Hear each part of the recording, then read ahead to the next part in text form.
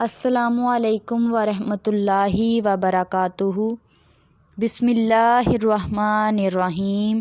شروع اللہ کے نام سے جو بڑا مہربان نہایت رحم والا ہے۔ سورۃ الانفطار مکیہ۔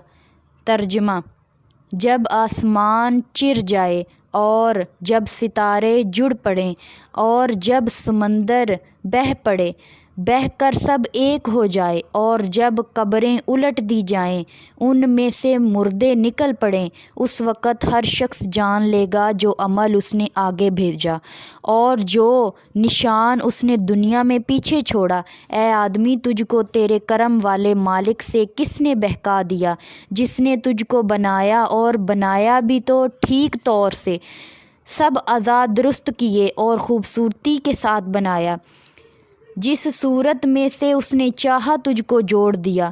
نہیں، بلکہ تم بدلے کے دن قیامت کو جھٹلاتے ہو، حالانکہ تم پر ہمارے چوکیدار تعینات ہیں، عزت دار لکھنے والے فرشتے۔ جو تم کو کرتے ہو ان کو خبر ہے۔